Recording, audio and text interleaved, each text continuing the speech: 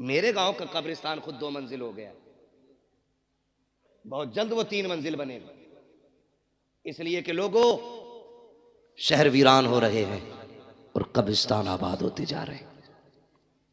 याद रखिएगा, अल्लाह को नाराज नहीं करना है। अगर वो नाराज हो गया ना तो वो इतना गिरा के मारेगा, कोई बचाने वाला नहीं मिलेगा। जी बेशक। ये जो मिजाज बना रखा ना, हम बुला लेंगे पीर साहब को अपने, नमाज पढ़ा देंगे, हम हैं पक्के जन्नती। पीर साहब की अपनी खतरे में। हाँ जी वो हाथ हो गई, याद हजूर अब्बा मर गए, फिर नमाज जनाजा पढ़ाना। क्या ठीक है, मुझे ही पढ़ानी है। कहा तो कह रहा कुरान खानी होगी, तो क्या जी कह रहा तो फिर 25 कुरान हमारे लिख लियो।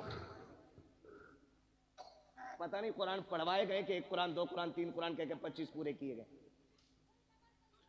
और हमारी कौम इतनी बेवकूफ है, यकीन कर लेती 70 कुरान हजरत ने दिए।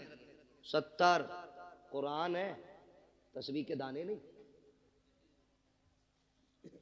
तुम हम और आप दूसरों के ऊपर क्यों कि हम एक बेटे को कुरान नहीं दे सकते कि कोई पढ़े ना पढ़े, कम से कम मेरा अपना बेटा तो मेरी कब्र पे कुरान पढ़ने आएगा। बेशक, सुभान अल्लाह। अच्छे लोग शामिल हो जनाजे में, अच्छी बात है जी। नेक लोग जनाजे में शामिल हो जाएं, अच्छी बात है, क्योंकि फरमाया गया अगर जन्नती होगा पढ़ने वाला तो जिसकी पढ़ी जा रही है अल्लाह उसे जन्नती बना देगा। बेशक, सुभान। और और अगर मरने वाला जन्नती है तो जो नमाज जनाजा पढ़ रहा है अल्लाह उस पढ़ने वाले को जन्नती बना देगा। बेशक, सुभान। ये तो दोनों हाथों में इधर लड्डू ही लड्डू है ना। लेकिन अपने बेटे को भी हाफिज बनाइए। मैं देखा है कई जगह है ना, 3 बच्चे दे दो अब्बा की कब्र पे कुरान पढ़वाना। 3 बच्चे यार छप्पर डाल के बैठा देते, मदरसे के बच्चे। 3 दिन बच्चों ने कुरान पढ़ा, आए ना तो 1 जोड़ा दे दिया। यार यही बहुत है। हाँ हज़रत, इतना बेकार वाला पहन लो तो खुजली, गर्मी में पहनो तो खुजाट, और जाड़े में पहनो तो नजला। झाल झटका ऐसे ला रहा सस्ते वाले, और आके कह रहा अस्सलाम वालेकुम। वालेकुम सलाम भाई। 3 दिन कुरान पढ़वाया लगातार। अब्बा तो जन्नत में पहुंच गए होंगे ना। हाँ मेरे आगे से ही जा रहा, रास्ता निकल गया। कुछ करो यार।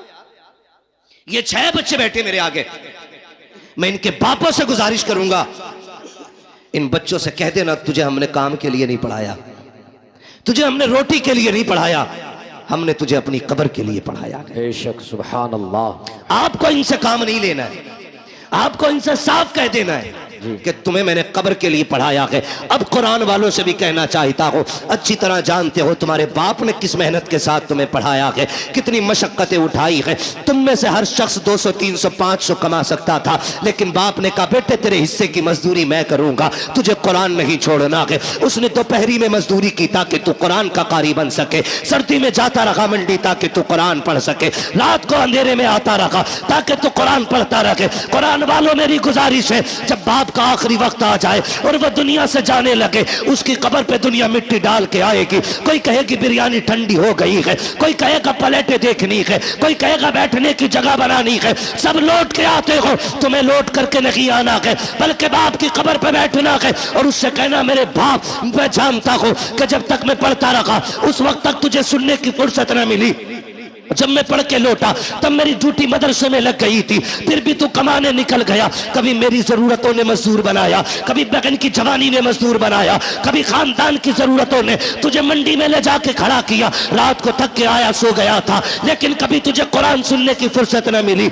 ए मेरे बाप, जिस कुरान को तूने शौक से पढ़ाया था आज तक तू न सुन सका, सुन आज तू भी फुर्सत से है, मैं भी फुर्सत से हूँ। अपने बाप की कब्र पे बैठना और उससे कहना बाप तू फुर्सत से सुन, मैं तुझे फुर्सत से सुनाऊंगा। और कुरान वालों अलहम्द के अलिफ से लेकर के वन्नास के सीन तक जब तक कुरान पूरा ना हो जाए बाप की कब्र से उठना नहीं। मेरा ईमान कहता है जनाजे में कोई भी आ जाए, 40वें कितने भी हो जाए, मगर खुदा की कसम अगर सगा बेटा बाप की कब्र पे बैठ के पूरा कुरान पढ़ेगा, अल्लाह कुरान मुकम्मल होने से पहले बाप की कब्र को जन्नत की क्यारी बना डाले। नारे तकबीर, नारे रिसालत, मसलके आला हजरत फैजाने आला हजरत जश्न दस्तार बंदी अजमत कुरान नारे तकबीर नारे रिसालत। ये कुरान वालों की ड्यूटी है। ओ लोगो, बच्चे हों या बच्चियां, सबको दीन दो। अल्लामा तैयब साहब मुबारकबाद के मुस्तहिक हैं और इनका अखलाक इतना अच्छा है कि सारे ही दोस्त करीब करीब आज इस मिंबर पे बैठे हुए हैं, वरना लोगों के सगे भाई नहीं आ पाते। दोस्त बड़ी बात है। ये अल्लामा तैयब साहब के अखलाक हैं कि तमाम दोस्तों को माशाअल्लाह इकट्ठा, और साथ में कुर्ब जवार के जो हमारे बड़े बड़े उलमा इकराम हैं इनको भी बुला रखा है। हाँ, ये इनका अखलाक है। मैं मुबारकबाद पेश करता हूँ। ये बेटों को भी दीन दे रहे हैं और बेटियों को भी दीन दे रहे हैं। बेशक सुभान अल्लाह। अब सोचना हमें है, हमें करना क्या है। बड़ी बात होती है। 14 बच्चियों को रिदाए फरागत से मुज़य्यन किया गया है। बेशक उनमें फाजिला भी है, 8 फाजिला हैं। सुभान अल्लाह, सुभान बोल दो यार सुभान अल्लाह। सुभान ये अल्लाह। पैसे ले जाओ मगर बोल दो सुभान अल्लाह। सुभान अल्लाह। तो नहीं रहे कि मौलवी पे बैठे बैठे पैसे आ रहे, हुजूर का सदका है। तेरे टुकड़ों पे पले गैर की ठोकर पे न डाल, झिड़कियां खाएं कहां छोड़ के सदका तेरा। बेशक। ठीक है ना, बोल सकते हैं ना। कितनी फाजिला बनी? 8 और 6 कौन? कारिया। कई बार ऐसा होता है ना, हाँ, एक होती है मुल्लानी, फिर उसके बाद होती है आलिमा, फिर आलिमा के ऊपर होती है फाजिला, यानी मुफ्ती से एक दर्जा नीचे। समझ गई? मुफ्तिया से एक दर्जा नीचे। और अल्लाह ने चाहा आप लोगों का प्यार रहा तो फिर आइंदा अल्लाह चाहेगा तो मुफ्तिया भी यहीं से फारिग होकर निकलेंगे। बेशक सुभान अल्लाह। चाहते हैं आप लोग ऐसा हो? चाहते तो बोले यार सुभान अल्लाह। सुभान अल्लाह। ना बोलोगे 1 घंटा और बढ़ा दूंगा तकरीर। बहुत डरे हुए बैठे लोग। ठीक है ना। तो कई बार ऐसा होता है हजरत, मुफ्ती साहब क़िबला ने एक जमाने तक पढ़ाया है रत्नागिरी, जो हिंदुस्तान का बहुत बड़ा इदारा है, और कादरिया में भी पढ़ाया। मतलब अगर इनके कारनामे गिनाए जाएं तो बहुत है। पूरी तकरीर फिर इन्हीं पे करनी पड़ेगी। ठीक है, इन्हें देख के समझ लो। ठीक है, जो नहीं देखा उस पर तकरीर समझ लो। तो जो है सारे लोगों, तो ये कई बार ऐसा होता है ना, हाँ, लोग बेटों पे मेहनत करते हैं, बेटियों पे मेहनत नहीं करते। वजह कि मेरे इसका क्या करें, इसे तो पराए घर जाना है। लल्ला के पढ़ाने पर 2.5 करोड़ दे देता है MBBS की फीस में, नहीं रहेगा सीने पे ही। बेटे पे 2.5 करोड़ लगा देते हैं, बेटी पे 2,500 लगाने तैयार नहीं होते। कहते नहीं ये तो पराए घर की है, पढ़ा के भी क्या फायदा, इसे पराए घर जाना। सुनो मेरे अजीज, बेटों को इसलिए पढ़ाते हो कि बुढ़ापे में काम आएंगे, बेटियों को इसलिए पढ़ाया करो कि आखिरत में काम आएंगे। बेशक सुभान अल्लाह। सुभान अल्लाह। कहाँ काम आएंगी? आखिरत में काम आएंगी। माँ व शुमा, मैं सबको शामिल करके ये बात कहता हूँ, बेटों को पढ़ाइए, ये आप पे लाजिम है, उनका हक है। लेकिन मैं फिर भी एक फर्क बता दूं, मैं भी बेटा हूं, आप भी बेटे हैं, ये सारे बेटे। बेटा 100 बार भी कुरान खोल के पढ़ेगा ना, वो ड्यूटी समझ के पढ़ के उठ जाएगा। लेकिन बेटी एक बार भी कुरान खोलेगी ना तो उसे अपना बाप याद आएगा। बेशक बेशक सुभान अल्लाह। वो ख्याल करेगी मेरे अब्बा ने मुझे कुरान पढ़ाया था। एक रुकू भी पढ़ के उठेगी, हाथ उठा के कहेगी अल्लाह मेरे बाप की कब्र को ठंडा कर दे। कसम खा के कहता हूँ, वो बच्चों वाली नहीं, पोता पोती वालों भी हो जाए ना, उसकी दुआओं में माँ बाप शामिल जरूर रहते हैं। बेशक बेशक सुभान अल्लाह। इसलिए बेटियों को भी शामिल करो इसमें, और जमाने को बताओ बेटे दुनिया का सहारा है, वो बेटियां आखिरत का सहारा है। कई बार ना बेटियों को बोझ समझते हैं, और कुछ चीजें मेरी आज तक समझ में नहीं आती। लोग ये कहते हैं बेटी पराया धन है, पराया धन है, पराया धन है। मेरे अजीज, बेटियों को पराया पराया कह के बार बार दिल ना तोड़ा करो। बेटियां हसास होती हैं, बहुत हसास होती है बेटियां। अगर बाप परदेश से आए और दौड़ के बेटे से पहले बेटी आती है, लेकिन बाप की नजरें बेटे को ढूंढती होती हैं। जी किधर है कामिल? जबकि दौड़ के बेटी पहले आई है, लेकिन ये बाप होशियारी दिखाता है, हाथ पकड़ेगा बेटी का और बेटे को ढूंढेगा। बेटा नजर आएगा, कहेगा जब पानी भर ला। बेटी से बेटियां बड़ी बादब होती हैं, बड़ी बादब होती है। जैसी कहता ना पानी भर ला, बाप की उंगली छोड़ जाती है, और जब पलट के आती है तो बेटा बाप के सीने पे बैठा होता है, बेटी पानी का गिलास लेके खड़ी होती है। तुम्हें क्या लगता तुम ज्यादा होशियार हो? तुमने बेटी को बेवकूफ बना लिया? नहीं, खुदा की कसम, जब तुमने उंगली छुटा के कहा था ना पानी लेके आ, बेटी तो तभी समझ गई थी मेरी जगह इसके सीने में नहीं है, मुझे पानी के लिए टाला जा रहा है। और तुम्हें खुदा का वास्ता कभी बेटियों के साथ ये सलूक ना किया करो। तुम घर में आते हो देखा करो, दौड़ के बेटियां आ जाया करती हैं, बेटियां बाप के लिए लड़ जाया करती हैं, बेटियां बाप के लिए जान की बाजी लगा दिया करती हैं। लोग बेटियों को बोझ समझा करते हैं, बड़े नाअहल हैं, बड़े जाहिल बदबख्त हैं वो लोग जो बेटियों को बोझ समझा करते हैं। अगर बेटियां बोझ होती तो रब महबूब के आंगन में कभी चार चार फूल न खिलाता। बेशक सुभान अल्लाह सुभान अल्लाह। चार बेटियां देख के रब ने बता दिया बेटियां बोझ नहीं होती, बेटियां खुदा की रहमत हुआ। बेशक बेशक एक ताना दिया जाता, ये पराया धन। बेटी से कुछ टूट जाए, डायरेक्ट अम्मा कहती है पराये घर जाना है तुझे। बर्तन थोड़ा मैला रह जाए, पराये घर जाना है तुझे। बेटा गला भी काट दे तो उससे नहीं कहता कोई भी, उससे कोई कुछ नहीं कहता।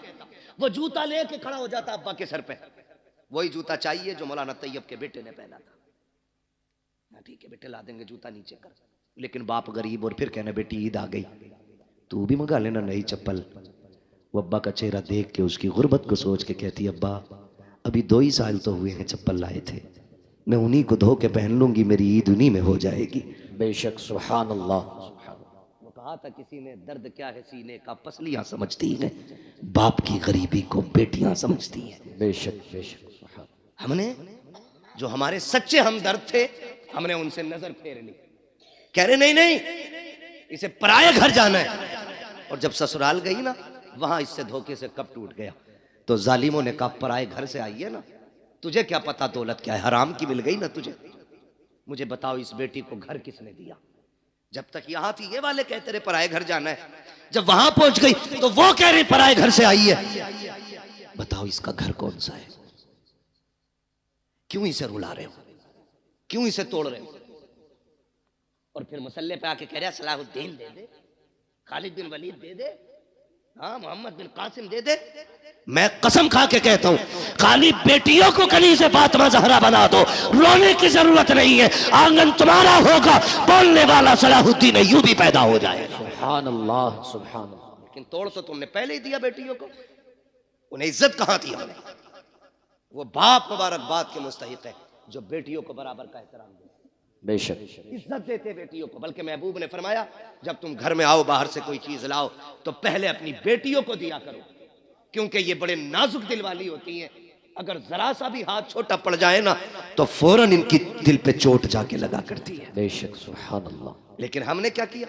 हाँ बतेरा पड़ गई, नादरा पढ़ तो लिया, मिलाद पढ़ ली, बस दे दिया सब कुछ। नहीं, बेटियों का हक है उन्हें कुरान की कारिया बनाया जाए, बेशक उनका हक है उन्हें हुजूर का दीन सिखाया जाए, उन्हें बोझ न समझना, बोझ न समझना। बेटियां बोझ थी।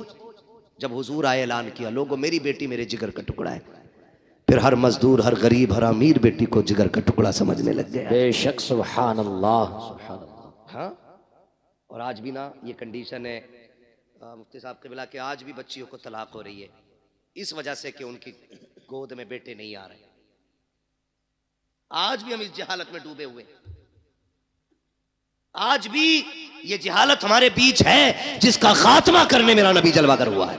बेशक कह रहे कोप की लगी है, कोई कह रहा है नजर लगवी है, कोई कुछ कह रहा है। सुने मेरे भाई, अल्लाह ने कुरान में ऐलान किया अल्लाह जिसे चाहता बेटी अता फरमाता है, जिसे चाहता बेटे अता फरमाता है, जिसे चाहता दोनों दे देता और नहीं चाहता तो कुछ भी नहीं देता। बेशक बेशक। इस सब का मालिक कौन है?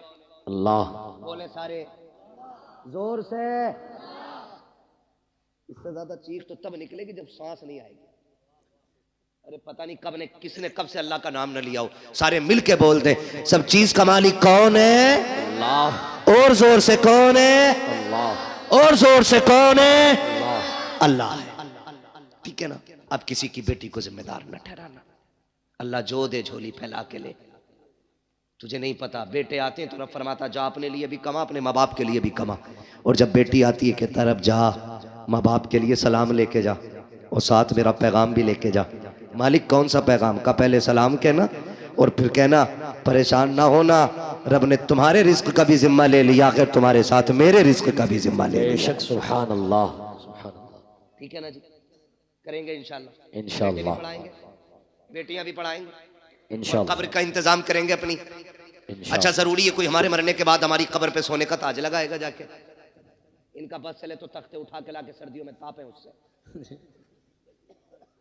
या मिट्टी गिर गई, तख्ते किस काम के रहेंगे? लाओ ताप लो। सही कह रहा हूं। आपसे मेरी गुजारिश है हम सब ऐसा काम कर जाएं कि कोई दुआ ना भी करे, हम कब्र में लेटे हों, रहमतों के झोंके कब्र में खिड़कियों के साथ आने जाने। बेशक बेशक। ये कैसे होगा? ये इदारा चल रहा है, ये इदारा चल रहा है आपका, ये कुरान वाले पढ़ रहे हैं। अल्लाह करे आपका पैसा इनकी तालीम में लगे जी, इनके असातिज़ा की तनख्वाह में लगे। 8 लोग पढ़ाने वाले हैं। सुभान अल्लाह, सुभान अल्लाह, बोल दो यार सुभान अल्लाह, सुभान अल्लाह। 8 लोग पढ़ाने वाले, इतने सारे पढ़ने वाले। आप अगर ये चाहते हैं कि मरने के बाद सवाब कब्र में आए तो कुरान वालों पे पैसा लगाइए। इन्होंने कुरान पढ़ा, ये हाफिज बने, आपने इनको 1 कप चाय पिला दी, कितनी? 2-2.5 लाख की आती है ना, बोला तो इस बारे नजारिया तुमसे। 1 कप चाय पिला दी, मैदान कयामत, नफ्सी नफ्सी का आलम, हिसाब किताब फाइनल, लाइनें सिर्फ 2 ही लगनी। कितनी? 2। बोले फिर चुप गए। कितनी लाइन है? 2। हाँ, अब के खड़ा कर लूंगा चुप वाले बंदे को, फिर उससे सुनूंगा मैं दुआए कुनूत। देखो कौन नहीं बोलता है। कितनी लाइन है? 2। कितनी लाइनें लगनी? आप भी बोल सकते हैं कितनी? 2। 1 लाइन जन्नतियों की और 1 लाइन जहन्नमियों की। जन्नत वाली लाइन में खड़े होंगे ये कुरान वाले, जहन्नम वाली लाइन में आ गया हम जैसों का नंबर। फिर हम झांक झांक के देखेंगे कोई है बचाने वाला। अरे हाफिज जी, जी हाफिज जी, हाँ पहचाना? नहीं, अरे मुझे नहीं पहचान रहे, जबकि उस मंजर से गुजर के आए। ये तो हाफिज जी है, माँ बच्चों को नहीं पहचानेगी, बहन भाई को नहीं, बाप बेटे को नहीं, माँ बेटी को नहीं, जो एक दूसरे के लिए जान देते थे, एक दूसरे को पहचानने से इनकार करेंगे। अगर तुझे नहीं पहचानेंगे तो क्या बड़ी बात हो जाएगी? पहचाना नहीं? कहा कौन? नहीं पता। का याद है खुशहालपुर में पढ़ने आए थे, तुम खड़े थे, मैंने आवाज दे के कहा था हाफिज जी आओ चाय पी ले, तुमने 1 कप चाय पी थी। कहा हाँ याद आया। अरे आप हैं वो? कहा हाँ। कहा क्या बात है? आज फंस गए हम। कहा फिर? कहा तुम अच्छी लाइन में हो, हम जहन्नम की लाइन में। कहा क्या? बोले आज 1 कप चाय का बदला दे दो, 1 गिलास पानी का बदला दे दो, मैंने वुजू कराया था उसका बदला दे दो। राशन बंटता है यहाँ कभी कभी? जी बट वो बोलने जिन्हें मिल लिया, वो बोले जिन्हें नहीं मिल लिया। बंटता है? अब सबको मिल लिया, 2-3 को नहीं मिल लिया। बंटता है ना? हमने देखा था जब राशन की लाइन होती है ना तो ऐसे लगे होते, ये मेरा नंबर है, एक कोनी, देख कोनी, एक कोनी, जल्दी से मेरा तोल दो है। मुझे उस टॉपिक पे बात नहीं करनी है, ये कितना सही और कितना गलत, ये मेरा काम भी नहीं है, ना मेरी कुर्सी है और ना मेरा कुर्सी से मसला है, बस मैं आपको कुछ समझाना चाह रहा हूं। तो एक राशन की लाइन पे कोनी चल जाती है, वो तो जन्नत की लाइन होगी। ये बात कर रहा है उससे, जन्नती आगे वाले भाग के फटाक से जन्नत में, कहीं फिर ना पकड़ लिए जाए। लेकिन जहां ये खड़े होंगे वहां लाइन रुकी हुई है, पीछे वाले टेंशन में, चलो भाई क्या फिर से कोई हिसाब शुरू हो गया है, चलते क्यों नहीं?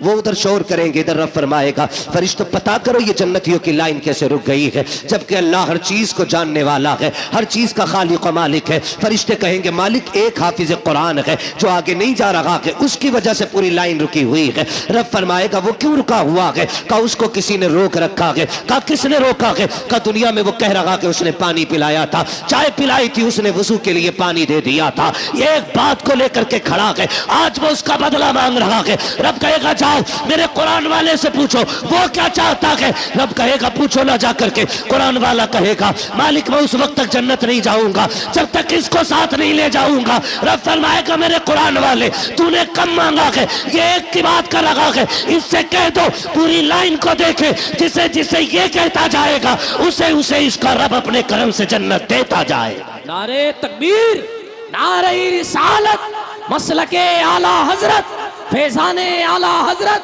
जश्ने दस्तार बंदी, अजमत कुरान, नारे तकबीर, नारे रिसालत। बड़े लोग हैं जिन्होंने खर्च कर रखा इन पे, बड़ी बात है, बड़ी बात है। जिन्होंने लगा रखे पैसे लगाए रहो। आपसे मेरी गुजारिश है, ये इदारा है, मैं नहीं जानता इसमें काम कितना है और कितना नहीं, लेकिन जरूरत फिर भी है। और देने वाले चूकते नहीं, भरे समंदर सूखते नहीं। उधर वाले हिस्से में टीन पड़ रही है, अल्लाह करे हमारा पैसा इसकी छत में लगे। आमीन। जब तक ये छत रहेगी इसके नीचे कुरान पढ़ा जाता रहेगा, नस्लें भूल जाएंगी, खुदा की रहमतें नहीं भूलेंगी। बेशक सुभान अल्लाह, खुदा की रहमतें नहीं भूलेंगी। यहाँ कोई कुरान पढ़ेगा उधर खिड़की जन्नत से खुला करेगी। तुम पूछा करोगे ये राहत किधर से? कब भूल गया, 1000 रुपए दे के आया था मदरसे में, आज उसकी छत के नीचे एक बंदे ने कुरान खोल लिया है। बेशक सुभान अल्लाह, उसकी तिलावत की बरकतें तेरी कब्र में आ रही है। तो कोशिश करें अपनी कब्र का इंतजाम हम खुद करें। मैं पूछ सकता हूँ है कोई जो इस इदारे के लिए सबसे पहले प्रधान बने और सबसे बड़ी बोली लगाए? इस इदारे के लिए कौन क्या दे सकता है?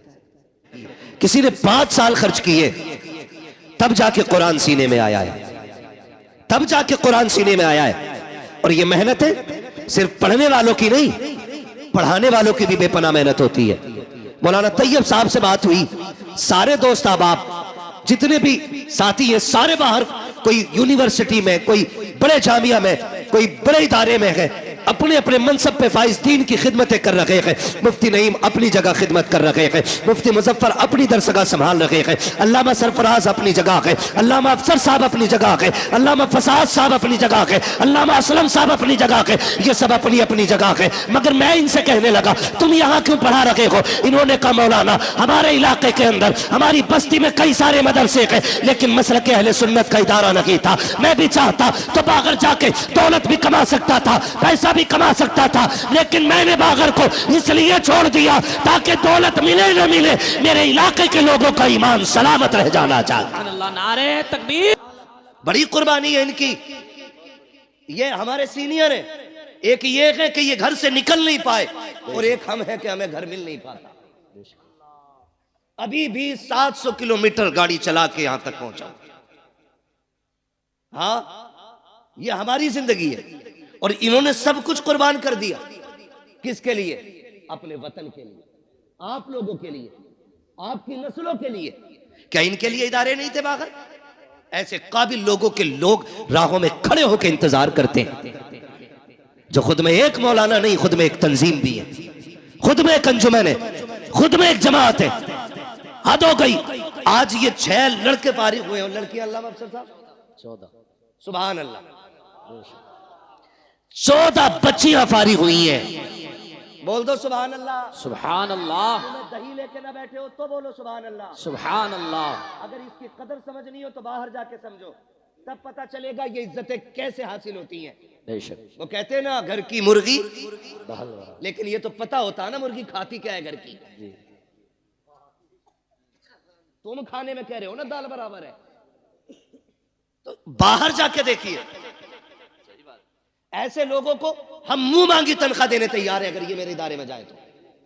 मैं अब कह रहा हूं मिंबर पे बैठ के, अगर आज ये अपना गांव छोड़ के मेरे इदारे में आए, मुंह मांगी तनख्वाह देने तैयार हूं मैं इन्हें। ऐसे लोगों की कमियां हैं दरसगाहों में। बेशक। इलाके के इलाके मोहताज है ऐसे लोगों के। बड़ी कुर्बानी है। 14 बच्चियों को रिदाए फरागत से सरफराज किया गया। सलामत रहो तैयब साहब, आपने दीन का वो दरख्त लगा दिया है कि इसका फल सुबह क़यामत तक तुम्हें मिलता रहेगा। बेशक, सुभान अल्लाह, सुभान अल्लाह। बच्चियां भी पढ़ी और बच्चे भी पढ़े। ये तमाम जिम्मेदार उलमा बैठे हुए हैं। मैं चंद बातें आपके सामने रख के गुजर जाना चाहता हूँ। ये जो बच्चे आपके सामने बैठे हुए हैं ना, कोई इसमें आपका बेटा है, पोता है, कोई भाई है, कोई भतीजा है। यूं ही तो कुरान नहीं आता है। चलो आपके दरवाजे पे मदरसा था इसलिए आपको सौबत उठानी नहीं पड़ी, आपके घर के अंदर इदारा था इसलिए आपको परेशानियां उठानी नहीं पड़ी। उनसे पूछो जो 100 किलोमीटर दूर जाकर के कुरान की तालीम हासिल कर रहे हैं, जो 200 किलोमीटर दूर जाकर के दीन सीख रहे हैं, जिन्होंने माँ की ममता को छोड़ा कुरान के लिए, बाप की शफकत कुर्बान की कुरान के लिए, बहन का प्यार छोड़ा कुरान के लिए, भाई की मोहब्बतों को त्याग दिया कुरान के लिए, सिर्फ इसलिए ताकि कुरान सीने में उतर जाए। और आसान नहीं होता कि औलाद को छोड़ देना। सिर्फ बच्चे की माँ बाप से जुदा हो तो बच्चे की नहीं रोया करते हैं, बल्कि जब बच्चे जुदा होते हैं हमने माओ को रोते देखा है, हमने बाप को बिलखते देखा है। आप पूछेंगे क्यों? खुदा की कसम बाप बेटे का रिश्ता इतना गहरा होता है। अगर बाप 1000 थकनों से थक करके शाम को आता है, बेटे की पसंद का फल लेके आता है,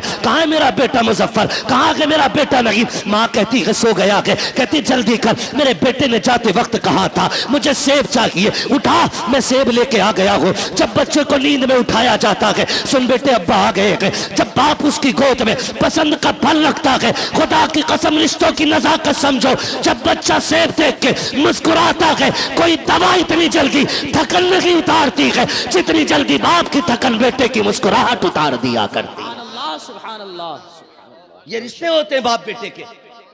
ये तो अलग बात है। अब 6 फीट का हो गया तो बाप को पहचान नहीं रहा है। जी हजरत। हाँ खैरियत है हजरत? आप भी जी माशाल्लाह। हाँ भाई मैंने देखा नहीं तो वहां गुल हसन साहब किबला को, तो वैसे भी सूफी आदमी है। हाँ अल्लाह सलामत रखे सारे लोगों को। हाँ तवज्जो है। ये रिश्ता होता है माँ बाप का औलाद के साथ, ये रिश्ता होता है। ये अलग बात है बंदा 6 फीट का हो गया ना फिर मुड़ के भी नहीं देख रहा अब्बा को।